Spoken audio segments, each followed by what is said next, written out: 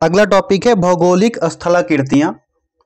भौगोलिक स्थलाकृतियाँ साथियों, सेशन को स्टार्ट करने से पहले आज आप लोगों से कुछ बात करनी है कि हमारी टीम इतना मेहनत कर रही है कि चीज़ों को, जितने भी क्वेश्चंस हैं उसको करंट से रिलेट करा रही है। आप लोगों का रिस्पांस नहीं आ रहा है। चैनल को सब्सक्राइब कीजिए और दोस्तों में शेयर कीजिए, और जितने भी व्हाट्सएप ग्रुप्स हैं या फिर टेलीग्राम चैनल से जुड़े हैं उसमें शेयर करते रहिए सेशन को। तो आइए स्टार्ट करते हैं।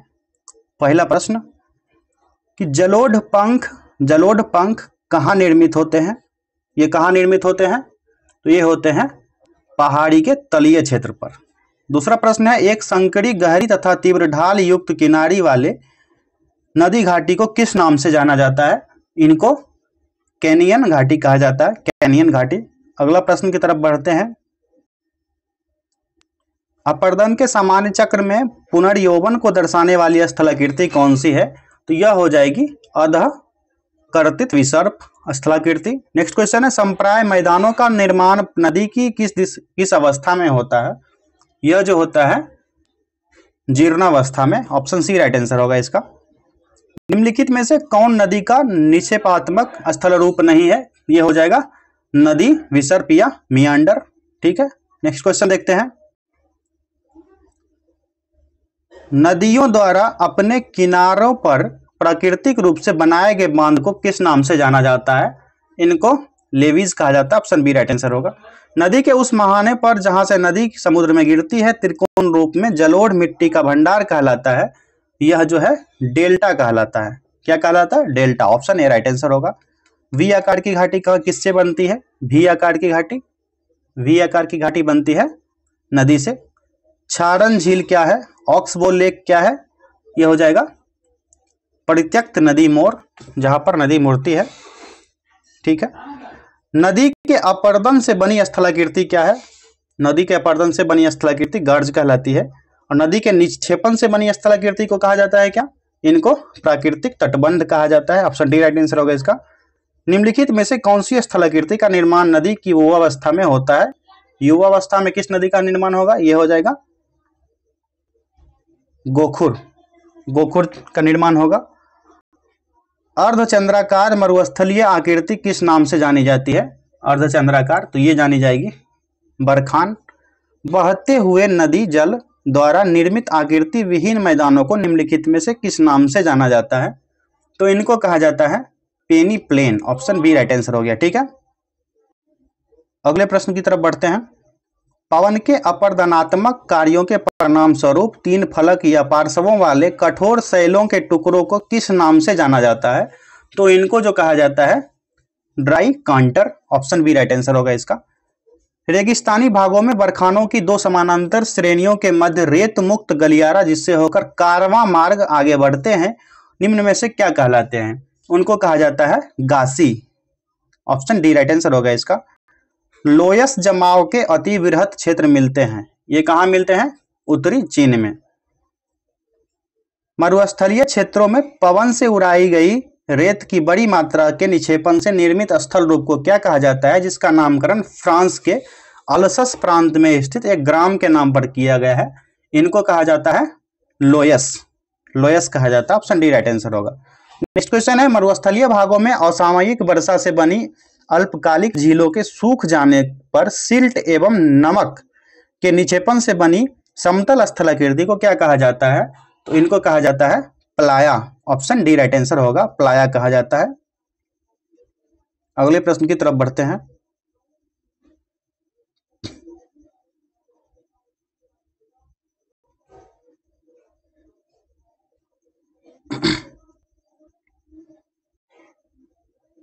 लोयस का निर्माण होता है। लोयस का निर्माण होता है।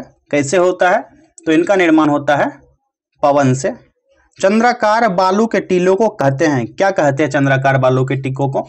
इनको कहा जाता है barchan. Option A right answer होगा इसका। अपर्दन के किस कारक द्वारा बरखान का निर्माण होता है? किस कारक के द्वारा? तो पवन द्वारा। अपर्दन के किस कारक द्वारा जीवजैन का निर्माण होता है? तो ये होता है किसके कारण? पवन के ही कारण होता है। ऑप्शन सी राइट आंसर हो जाएगा। गारा स्थलाकृति कहाँ मिलती है? गारा स्थलाकृति यह मिलती है मरुस्थल में। गारा या छत्रक शिला का निर्माण किस दूत द्वारा होता है, किसके कारक द्वारा होता है? यह हो जाएगा पवन के द्वारा। ऑप्शन सी राइट आंसर हो गया इसका।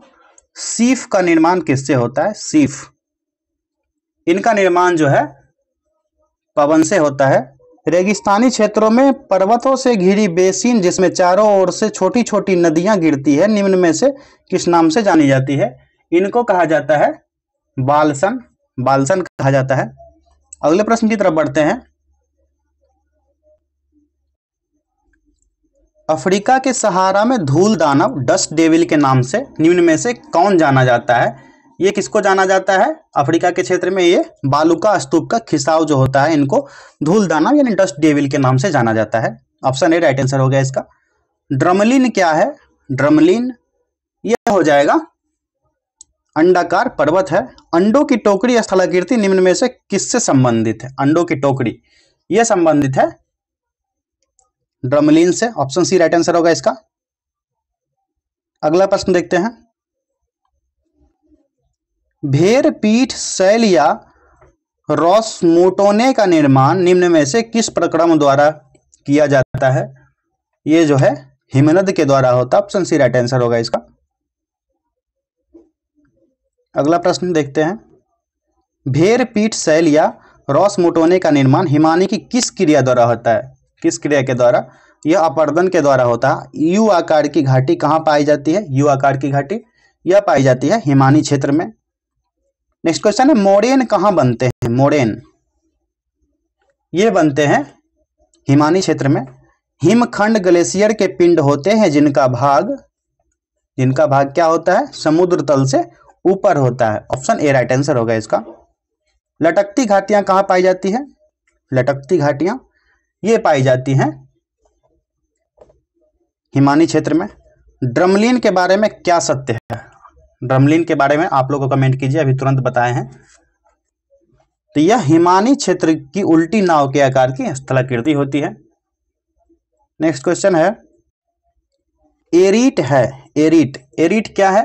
तो ये हो जाएगा हिमानी प्रदेश में कंघी नुमा तेज किनारे वाली नग्न चट्टानों की दीवार है एरीट। हिमनद निर्मित घाटी अंग्रेजी के किस अक्षर की तरह होती है? यह होती है यू आकार की। ऑप्शन बी राइट आंसर हो जाएगा इसका। नेक्स्ट क्वेश्चन है, हिमनदों द्वारा जमा किए गए अवसाद जब गोलाकार पहाड़ियों का रूप निर्धारण कर लेते हैं तब उसे कहा जाता है, उनको क्या कहा जाता है? ड्रमलिन कहा जाता है। ऑप्शन बी राइट आंसर हो जाएगा इसका। टोम्बलो स्थलाकृति का निर्माण किस प्रक्रम द्वारा होता है? टोम्बलो ये होती है सागरीय तरंगों द्वारा, सागरीय तरंग द्वारा होता है इसका निर्माण। स्टैक स्थलाकृति का निर्माण निम्नलिखित में से किस प्रक्रम द्वारा होता है? स्टैक का निर्माण यह सागरीय लहरों द्वारा होता है। पिंगो स्थलाकृति निम्न में से किस क्षेत्र में पाई जाती है? पिंगो यह स्थलाकृति जो है परिहिमानी के द्वारा क्षेत्र में, इन क्षेत्र में परिहिमानी क्षेत्र में पाई जाती है। फियोर्ड किस प्रक्रम से निर्मित है? फियोर्ड ये जो है समुद्री तरंग से निर्मित होता है। यह वीवीआई क्वेश्चन है, वेरी वेरी वेरी इंपॉर्टेंट। ये लगभग बहुत सारे एग्जाम में पूछे जाते हैं।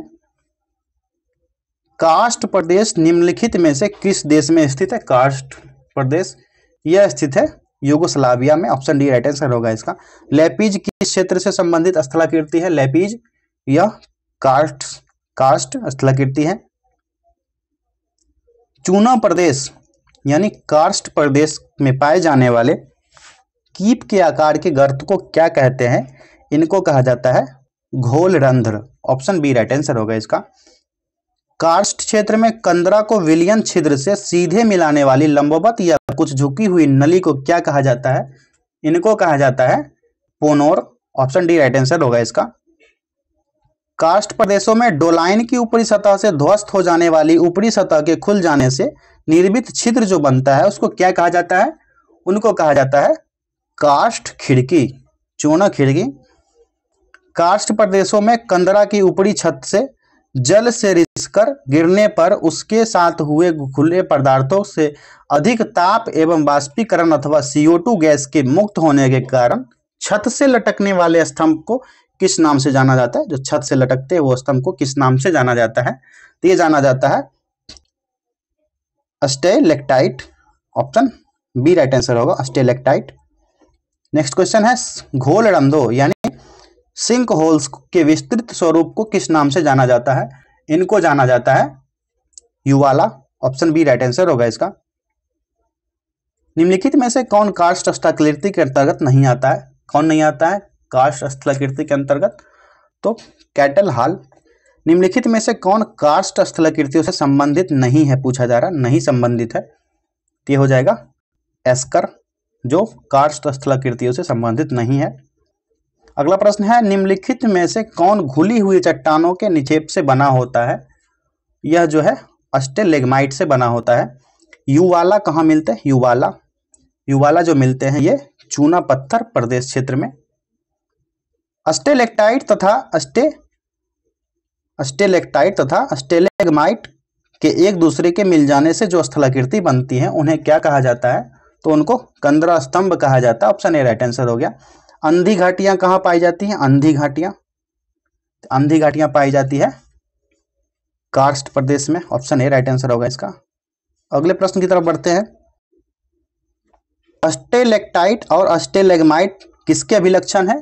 तो यह अभिलक्षण किनका हो जाएगा? कार्स्ट स्थलाकृति का। चूने के पाषाणीय लटकते स्तंभ को क्या कहते हैं? इनको कहा जाता है आश्चुताश्म। नेक्स्ट है निम्नलिखित में से किसको आकाशीय स्तंभ कहा जाता है? आकाशीय स्तंभ ये कहा जाता है स्टेलेक्टाइट। अंग्रेजी का गीजर शब्द आइसलैंड के किस शब्द से निकला है? गीजर शब्द जो है आइसलैंड के किस शब्द से निकला है? तो ये निकला है गेसर से। नेक्स्ट क्वेश्चन है गेसिर किस द्वीप का महान गीजर है? गेसिर किस द्वीप का महान गीजर है? तो यह हो जाएगा आइसलैंड का। येलोस्टोन पार्क जहां 100 गीजर और 4000 गर्म जल के झरने हैं, वह किस देश में स्थित है? वह जो है संयुक्त राष्ट्र अमेरिका, ठीक है। ओल्ड फेथफुल गीजर जो प्रत्येक 65 मिनट के अंतराल पर फूटता है, किस देश में स्थित है? तो यह स्थित है संयुक्त राष्ट्र अमेरिका में। जिस कुएं में जल स्वचालित दाब के माध्यम से निकलता है उसे कहते हैं, उसे क्या कहा जाता है? उनको उस्तृत कूप कहा जाता है, उस्तृत कूप। निम्न में से कौन सा गीजर भारत के बिहार प्रांत में स्थित है? भारत के बिहार प्रांत में, तो यह हो जाएगा सीताकुंड कहां पर है? कमेंट कीजिए आप लोग। उस विशिष्ट कुएं को क्या कहते हैं जिससे भूमिगत जल अपने दबाव के कारण स्वतः धरातल पर निकलने लगता है?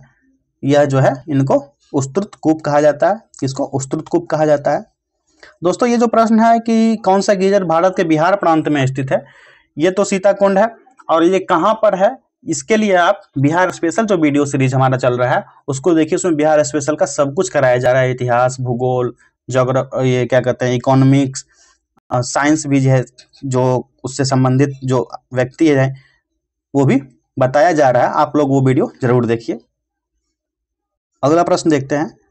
आर्टेजियन वेल उत्सृत कूप अर्टवायज प्रदेश के नाम पर आधारित है। यह प्रदेश किस देश में स्थित है? यह स्थित है ऑस्ट्रेलिया में। ग्रेट आर्टेजियन बेसिन निम्न में से कहाँ स्थित है? ग्रेट आर्टेजियन बेसिन यह है ऑस्ट्रेलिया में, ऑप्शन सी। संसार का सबसे बड़ा पाताली जल बेसिन कहाँ है? पाताली जल बेसिन यह कहाँ है? तो ऑस्ट्रेलिया के बृहत बेसिन में, ऑप्शन डी राइट आंसर हो गया। जल निर्गम क्षेत्र सिंक होल किस प्रकार की स्थलाकृति में पाए जाते हैं? तो ये पाए जाते हैं चूना क्षेत्र में, ऑप्शन बी राइट आंसर होगा इसका। हवा के तेज वेग से बने रेतीले टीले को क्या कहते हैं? इनको कहा जाता है मरुटिब्बा या ड्यून। ज्वालामुखीय गतिविधियों के कारण बनी झील बनती है जो, उनको क्या कहा जाता है? उनको कहा जाता है काल्डेरा झील। संयुक्त राष्ट्र अमेरिका की डेथ वैली अवस्थित है। डेथ वैली संयुक्त राज्य अमेरिका में कहाँ अवस्थित है? तो कैलिफोर्निया में, ऑप्शन बी राइट आंसर होगा इसका। समुद्र के बहिर्विष्ट भूमि कहलाती है, समुद्र में जो बहिर्विष्ट भूमि है उनको कहा जाता है प्रायद्वीप, ऑप्शन डी राइट आंसर होगा इसका। निम्नलिखित मैदानों में से कौन सा एक चूना पत्थर स्थलाकृति से संबंधित है? यह चूना पत्थर है कार्स्ट मैदान। नेक्स्ट क्वेश्चन है, ऐसे आधे घिरे हुए तटीय जल समूह जिसका खुले समुद्र से निर्बाध जल प्रवाह होता है उनको क्या कहते हैं? उनको कहा जाता है नदीमुख। ऑप्शन ए राइट आंसर हो जाएगा। दोस्तों इस टॉपिक में कुल इतने ही क्वेश्चन थे। आप लोग से कहा गया था वीडियो के शुरू में भी, अभी भी कहा जा रहा है, चैनल को सब्सक्राइब कर लीजिए और दोस्तों में शेयर कीजिए इस सेशन को। धन्यवाद। मिलेंगे अगले टॉपिक में।